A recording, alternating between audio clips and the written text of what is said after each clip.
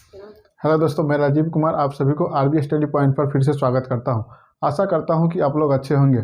इससे पहले हम हिस्ट्री का एक सीरीज चला रहे थे। अब यहां पे हम फिजिक्स भी पढ़ना स्टार्ट करेंगे, जो कि फिजिक्स का प्रथम चैप्टर यूनिट एंड डायमेंशन यानी माप और मात्रक और बीमा के बारे में यहाँ पर हम पढ़ेंगे, जो कि एक बहुत ही खास चैप्टर हो जाता है फिजिक्स में ऑब्जेक्टिव के माध्यम से, क्योंकि यहाँ पर किसी भी चीज़ का बीमा डायरेक्ट पूछ लिया जाता है, खासकर रेलवे के एग्जाम में, वो भी ग्रुप डी और एनटीपीसी में। तो यहाँ पर हम पढ़ना स्टार्ट करेंगे आज मात्रक और परिमाप यानी यूनिट और डायमेंशन क्या होता है।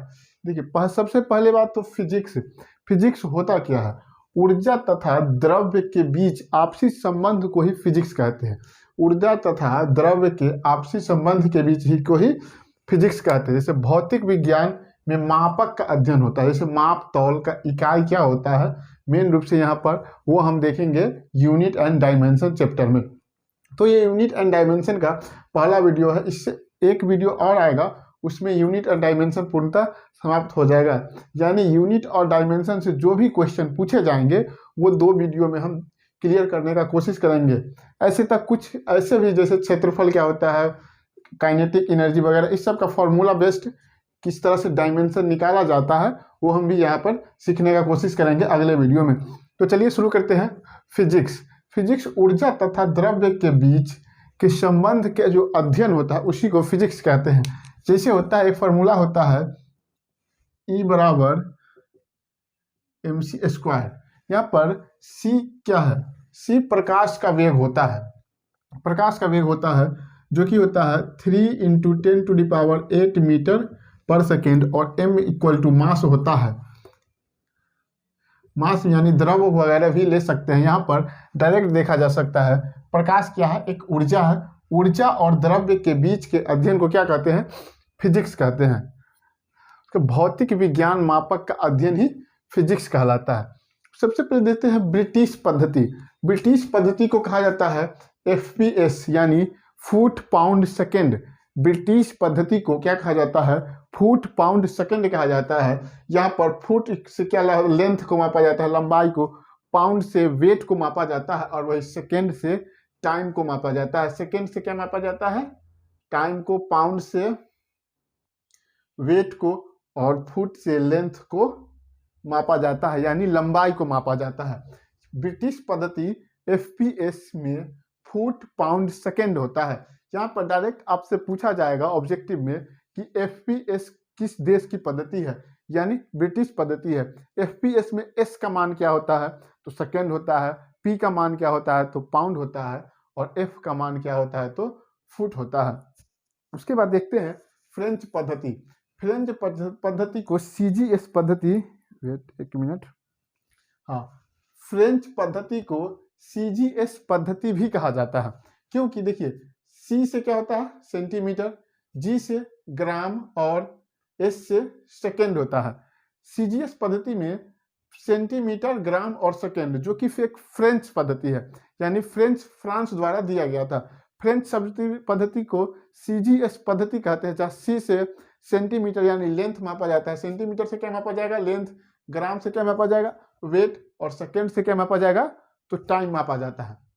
वहीं पे आगे देखते हैं MKS पद्धति। यहाँ तो CGS पद्धति को मीट्रिक पद्धति भी कहते हैं। CGS पद्धति को मीट्रिक पद्धति भी कहते हैं। अगर इस पे यहाँ क्वेश्चन थोड़ा अगर घुमाता है तो सीधे पूछेगा जो मीट्रिक पद्धति क्या है, यानी मीट्रिक पद्धति CGS पद्धति को ही मीट्रिक पद्धति कहते हैं, यानी फ्रेंच पद्धति को ही क्या कहते हैं, मीट्रिक पद्धति कहते हैं। उसके बाद देखते हैं MKS पद्धति। MKS पद्धति जो एक व्यापारिक पद्धति है।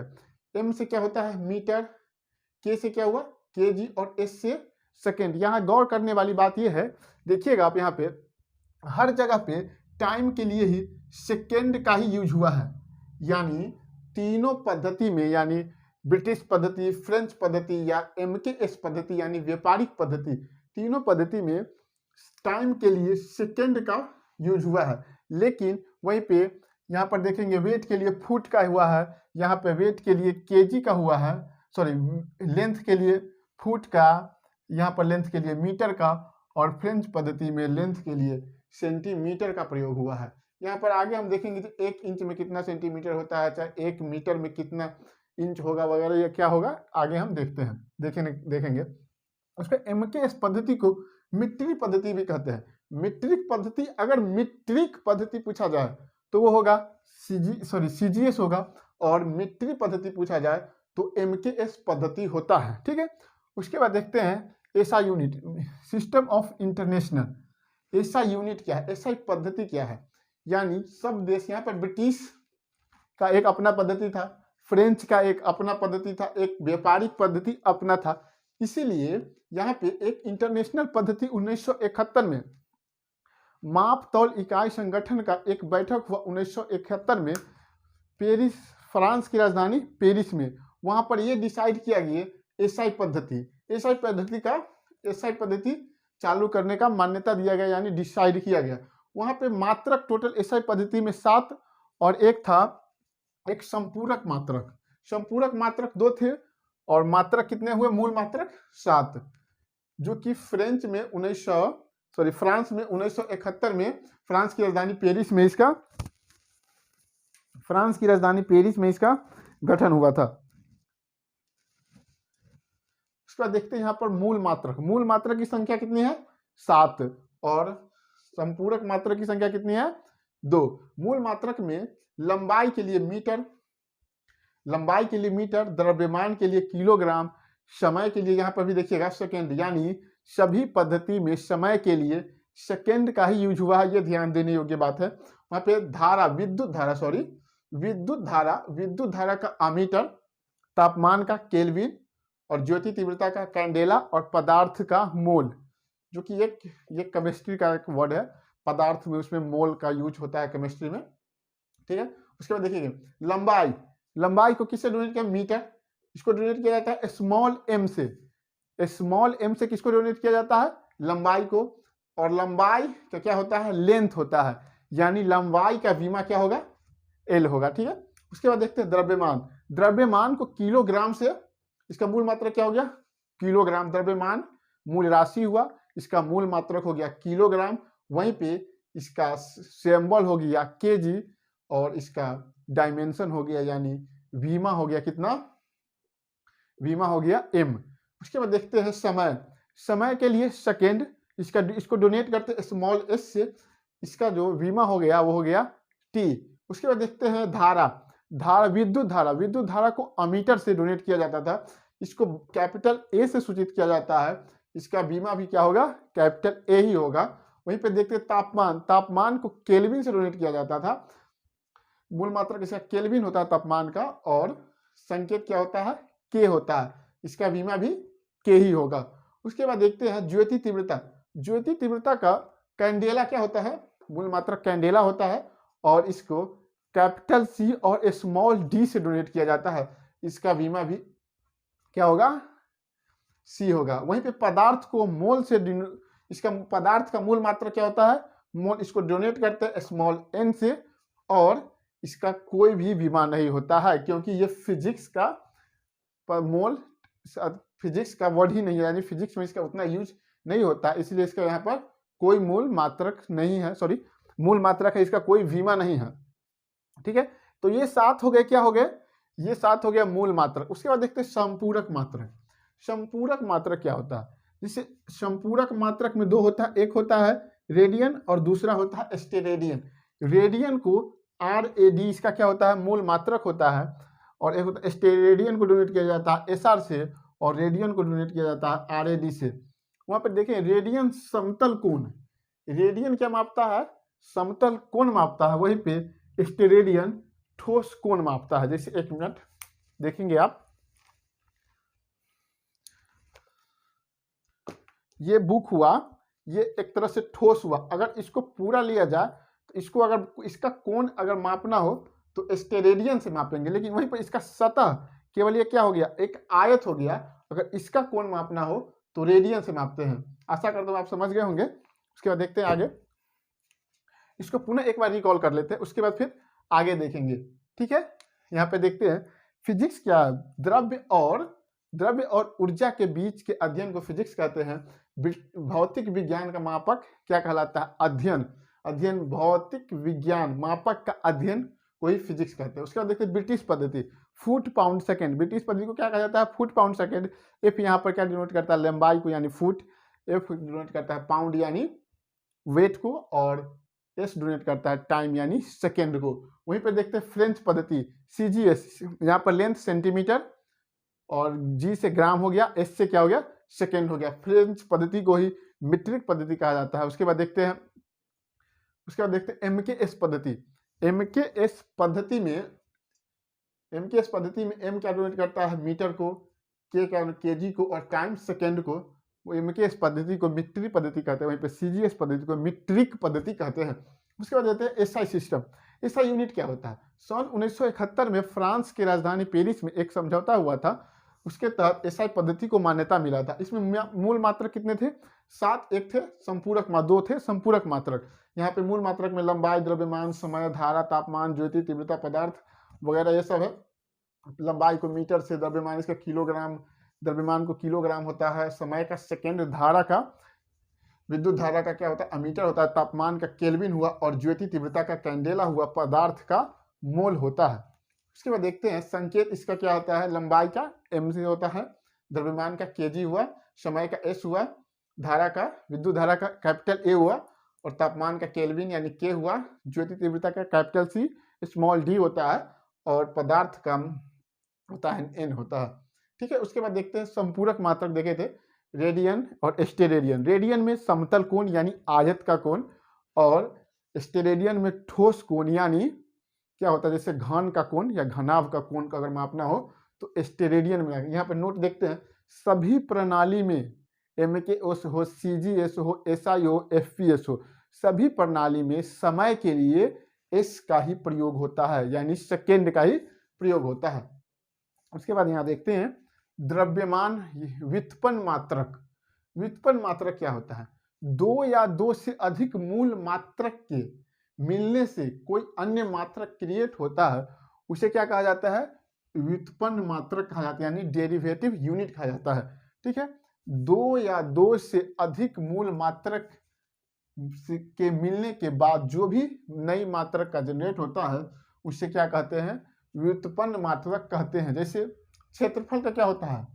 वर्ग किलोमीटर या मीटर स्क्वायर, जिस तरह से हो, जैसे kilometre square 2 kilometre, kilometre into kilometre, metre square, उसके बाद सेंटीमीटर स्क्वायर, इत्यादि जो भी हो, आयतन हो, द्रव्य, जो भी कोई 2 मूल मात्रक के मिलकर बनता है उसे कहते हैं व्युत्पन्न मात्रक कहते हैं। उसके बाद प्रकाश वर्ष। प्रकाश वर्ष क्या होता है? यानी सूर्य के प्रकाश के द्वारा एक वर्ष में जितना भी दूरी तय किया जाता है उसे प्रकाश वर्ष कहते हैं, यानी एक प्रकाश वर्ष कहते हैं। सूर्य के यहाँ पर देखिए, सूर्य की प्रकाश द्वारा एक वर्ष में जितना भी दूरी तय किया जाता है उसे एक प्रकाश वर्ष कहते हैं। यहाँ पे देखेंगे जिस तरह से सूर्य का यानी प्रकाश के वेग कितना होता है? 3 × 10⁸ मीटर पर सेकेंड होता है। यानी इसी तरह से इसको हम दिन में चेंज, मिनट में चेंज करेंगे, उसको आवर में चेंज करेंगे, उसके बाद डे में चेंज करेंगे, और उसमें 365 से गुना कर देंगे, उतना प्रकाश वर्ष होता है। प्रकाश वर्ष किसका, अगर सीधे पूछे आपसे प्रकाश वर्ष किसका मात्रक है, तो प्रकाश वर्ष दूरी का मात्रक है। उसके बाद देखते हैं एक प्रकाश वर्ष क्या बराबर कितना होगा? गुना उना करने के बाद, सब ये निकालने के बाद एक प्रकाश वर्ष बराबर कितना होगा? यानी एक वर्ष में प्रकाश कितना दूरी तय करता है? तो 9.467 × 10⁻15 मीटर होगा। वहीं पर अगर इस मीटर को हम किलोमीटर में चेंज करेंगे तो 9.46 × 10⁻12 यानी 12 किलोमीटर होगा। जैसे कि आपको पता होगा मीटर को आप अगर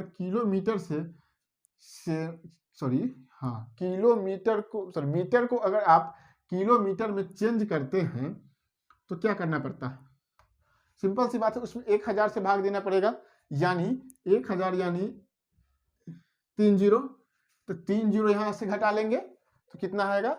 9.467 × 10⁻12 किलोमीटर होगा। ठीक है। उसके बाद देखते हैं खगोलीय इकाई। खगोलीय इकाई क्या है? ये भी एक दूरी का ही मात्रक है। पृथ्वी और सूर्य के बीच की दूरी को ही खगोलीय इकाई कहा जाता है। ठीक है, पृथ्वी और सूर्य के बीच के दूरी को ही क्या कहा जाता है? खगोलीय इकाई कहा जाता है। ठीक है, उसके बाद देखते हैं पारसेक। पारसेक भी एक दूरी का ही इकाई है, लेकिन यह दूरी का सबसे बड़ा इकाई है। पारसेक दूरी का सबसे बड़ा इकाई है। ठीक है, एक पारसेक बराबर कितना होता है? 3.26। 3, इसको याद रखने का ट्रिक देखिए, 3 दूनी 6, 3 में हम 2 से गुना करेंगे, कितना आएगा? 6। इस तरह से आप इसको याद रख सकते हैं। एक पारसेक बराबर 3.26 इंटू 10 पर पावर कितना है? 16 मीटर होता है।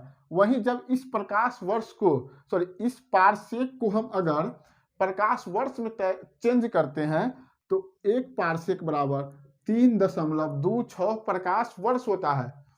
ठीक है, एक पारसेक बराबर कितना होता है? 3.26 प्रकाश वर्ष होता है।